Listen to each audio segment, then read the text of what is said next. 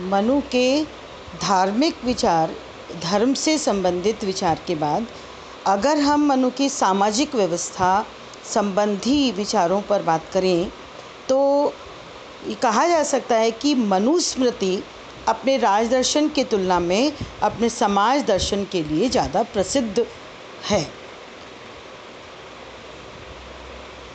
अतीत काल में मनुस्मृति की समाज व्यवस्था को भारतीय व्यवस्था समाज व्यवस्था का मुख्य आधार माना जाता था, परंतु वर्तमान काल में मनुस्मृति की समाज व्यवस्था अत्यंत विवादास्पद है। इसके लिए जब हम मनु की समाज व्यवस्था को देखेंगे तो हमें प्रतीत होगा कि मनु ने जिस समाज व्यवस्था का मनुस्मृति में जिक्र किया है वो आज की समाज व्यवस्था में कतई कभी भी हम उसको स्वीकार नहीं कर पाएंगे। इसलिए मनु की समाज व्यवस्था तत्कालीन समय में अपने आप में बहुत ही प्रसिद्ध रही है, इम्पोर्टेंस उसकी मानी जा सकती है। मनु के समाज दर्शन को या सामाजिक व्यवस्था को हम उसकी विशिष्ट विशेषताओं के आधार पर समझ सकते हैं। जैसे मनु का कहना है कि समाज की जो उत्पत्ति हुई है वो देवीय आधार पर हुई है और समाज एक सावयव प्रकृति की भांति दिखाई पड़ता है, क्योंकि समाज के लिए मनु कहता है कि जब राज्य नहीं था तो संसार में सर्वत्र अराजकता, भय और मत्स्य न्याय था। इस दुखद स्थिति से मुक्ति दिलाने के लिए ईश्वर ने राजा या राज्य की उत्पत्ति की और इससे स्पष्ट होता है कि समाज के अस्तित्व की धारणा तत्कालीन समय तक नहीं थी और जैसे ही राज्य की उत्पत्ति देवी आधार पर हुई उसी समय समाज की स्थापना भी दिखाई पड़ती है। अर्थात राज्य की उत्पत्ति देवी है और इसके साथ ही स्थापित होने वाले समाज और उसकी व्यवस्था का आधार भी देवीय ही माना जा सकता है। और मनु के अनुसार समाज के विभिन्न वर्णों की जो उत्पत्ति हुई है वो भी देवीय आधार पर ही मानी जा सकती है। मनु स्मृति ने संपूर्ण सृष्टि की रचना के बारे में सावयव सिद्धांत को भी स्वीकार किया है और उसका मानना है कि समाज की जो रचना है वो मानवीय शरीर के रचना के समान हमें दिखाई पड़ता है और जैसे विराट पुरुष के विभिन्न अंगों की तरह क्रमशः ब्राह्मण, क्षत्रिय, वैश्य एवं शूद्र की उत्पत्ति भी हुई है। इस तरह समाज की जो उत्पत्ति है वो देवी रूप और सावयव रूप में हम देख सकते हैं। मनु ने समाज व्यवस्था का आधार धर्म एवं राज्य को भी माना है, जिसकी चर्चा हम धार्मिक विचारों के अंतर्गत कर चुके हैं। उसके बाद अगर मनु के समाज व्यवस्था का वर्णन अगर हम देखें तो समाज व्यवस्था में मनु वर्ण व्यवस्था की बात करता है। वर्ण व्यवस्था से जो तात्पर्य है वो क्या है कि समाज में 4 वर्ण हैं। मनु के अनुसार 4 वर्णों का उल्लेख किया गया है और चारों वर्णों की उत्पत्ति भी मनु देवी उत्पत्ति के रूप में मानता है और उनके कर्तव्यों का निर्धारण भी वो अलग अलग यानी उनके स्वधर्म के रूप में उनकी व्यवस्था करता है। 4 वर्णों में ब्राह्मण, क्षत्रिय, वैश्य और शूद्र की बात कही गई है। ब्राह्मण का जो स्वधर्म जो मनु के अनुसार है वो है कि वह धर्म शास्त्र जो हैं उनका अध्ययन और अध्यापन करेगा और उसके आधार पर वह विभिन्न वेदों का ज्ञान या दान लेना और दान के आधार पर जो भी शिक्षा दीक्षा है उस सारा कार्य ब्राह्मण के रूप में किया जाएगा। क्षत्रिय का स्वधर्म जो मनु मानता है वो कहता है कि क्षत्रिय का मुख्य कर्तव्य है कि वह सामाजिक और राजनीतिक जो व्यवस्था है उसकी रक्षा करेगा, शस्त्रों का वो धारण करेगा और प्राणियों की रक्षा करेगा। वैश्य का स्वधर्म जो मनु के अनुसार माना गया है वो कहा गया है कि वैश्य का कर्तव्य है कि समाज की आर्थिक आवश्यकताओं की पूर्ति करे और शूद्र का जो स्वधर्म बताया है मनु ने, वो माना गया है कि तीनों वर्णों की यथासंभव वो सेवा करेगा और इसी एकमात्र कर्म को करते हुए जीवन व्यतीत करेगा। यानी मनु ने सामाजिक संरचना में वर्ण व्यवस्था में श्रम का विभाजन, कार्य का विशिष्टीकरण और अहस्तक्षेप के नियम को लागू करने की बात कही है। उनका कहना है कि वर्णानुसार व्यक्ति का स्तर, कर्तव्य और अधिकारों की बात भी की जानी चाहिए। और इसी के साथ मनु कहता है कि वर्णों का समाज में आपस में यानी पारस्परिक निर्भरता भी आवश्यक है और जब तक चारों वर्ण एक दूसरे के साथ मिलकर कार्य नहीं करेंगे तब तक समाज की व्यवस्था को स्थापित करना बहुत मुश्किल होगा। इसलिए वर्णों का आपस में पारस्परिक निर्भरता की बात भी मनु के द्वारा की गई है। इसी तरह सामाजिक व्यवस्था के संदर्भ में मनु समाज की आश्रम व्यवस्था की बात करता है और वह कहता है कि समाज जो आश्रम व्यवस्था है वो धर्म, अर्थ, काम और मोक्ष की प्राप्ति का साधन है। वर्ण व्यवस्था के सिद्धांत का विस्तार और संपूर्ण समाज के कुशल संचालन एवं नियंत्रण की तरफ पूर्ण क्या है ये व्यवस्था है। आश्रम व्यवस्था इस मान्यता पर भी आधारित है कि मनुष्य की स्वाभाविक आयु 100 वर्ष है, किंतु आश्रम व्यवस्था में प्रवेश का अधिकार मात्र द्विज वर्ण यानी प्रथम और 3 वर्ण के पुरुषों को ही प्राप्त है, अर्थात शूद्र वर्ण के पुरुषों एवं चारों वर्णों की स्त्रियों को यह अधिकार नहीं है। अपनी आश्रम व्यवस्था में मनु ने 4 आश्रमों को मान्यता दी है।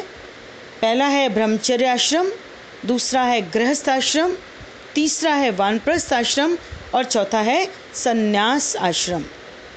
आश्रम व्यवस्था से संबंधित वर्ण के प्रत्येक पुरुष को अपने जीवन के प्रथम 25 वर्ष ब्रह्मचार्य आश्रम में, द्वितीय 25 वर्ष गृहस्थ आश्रम में, तृतीय 25 वर्ष वानप्रस्थ आश्रम में और शेष अंतिम 25 वर्ष संन्यास आश्रम में व्यतीत करने चाहिए। क्रम की दृष्टि से ब्रह्मचर्य आश्रम का स्थान प्रथम है। यह व्यक्ति को संपूर्ण जीवन अथवा आगामी 3 आश्रमों के लिए शारीरिक व मानसिक दृष्टि से तैयार करता है और यही इस आश्रम का महत्व है। इस आश्रम के दौरान जो विद्यार्थी जो मनुष्य है वो अपना संपूर्ण शिक्षा दीक्षा प्राप्त करेगा और गुरुकुल में रहते हुए वो गुरुकुल की सारी जो व्यवस्था हैं उनके अनुकूल कार्य को करेगा। इसके बाद पुरुष को 26 वर्ष में विवाह करके गृहस्थ आश्रम में प्रवेश करना चाहिए और इस आश्रम में वह जन्म एवं पोषण का कार्य करेगा। नियमानुसार गृहस्थ आश्रम में रहने के बाद पुरुष को वानप्रस्थ आश्रम की दीक्षा लेनी चाहिए।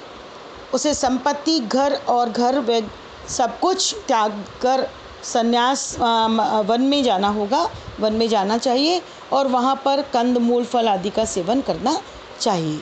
वानप्रस्थ में 75 वर्ष की आयु होने पर पुरुष को संन्यास की दीक्षा प्राप्त करके संन्यास आश्रम में प्रवेश लेना चाहिए और इस प्रकार धर्म, अर्थ एवं काम की सिद्धि के बाद ही मोक्ष की सिद्धि हेतु संन्यास आश्रम में प्रवेश पाने का अधिकार होता है। चारों आश्रमों की व्यवस्था मनु के सामाजिक दर्शन में हमें देखने को मिलती है।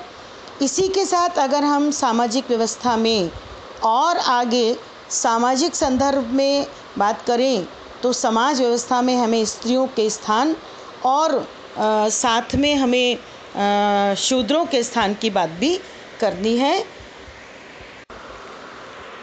मनुस्मृति में वर्णित समाज व्यवस्था में शूद्रों व स्त्रियों के प्रति असमान व्यवहार दिखाई पड़ता है। मनु का शूद्रों के प्रति दृष्टिकोण अत्यंत अपमानजनक और भेदभावपूर्ण रहा। वास्तव में मनु शूद्रों को स्वतंत्र नागरिक का स्तर भी प्रदान नहीं करता और मनुस्मृति में शूद्रों के प्रति भेदभावपूर्ण व्यवहार सामाजिक व्यवस्था में नहीं अपितु दंड, न्याय व न्यायिक प्रक्रिया आदि प्रसंगों में भी मनु के व्यवहार में हमें दिखाई पड़ती है। इसके साथ साथ मनु स्त्रियों को भी समाज में स्वतंत्र स्थान प्रदान करने के पक्ष में नहीं है। मनु ने अपने ग्रंथ में प्रतिपादित किया है कि स्त्री को बाल्यकाल में पिता के, युवावस्था में पति व वृद्धावस्था में पुत्र के नियंत्रण व संरक्षण में रहना चाहिए। वह किसी भी अवस्था में स्वतंत्रता के योग्य नहीं है, क्योंकि ब्रह्मा ने स्त्रियों की प्रवृत्ति में ही कुछ ऐसे दुर्गुणों का सृजन कर दिया है जिससे मनु उन्हें स्वतंत्रता के साथ जीने का अधिकार नहीं देना चाहता। और इसलिए वे कहता है कि मनुस्मृति में मनु कहता है कि सामाजिक संव्यवहारों में स्त्रियों की स्वतंत्रता का निषेध किया गया है।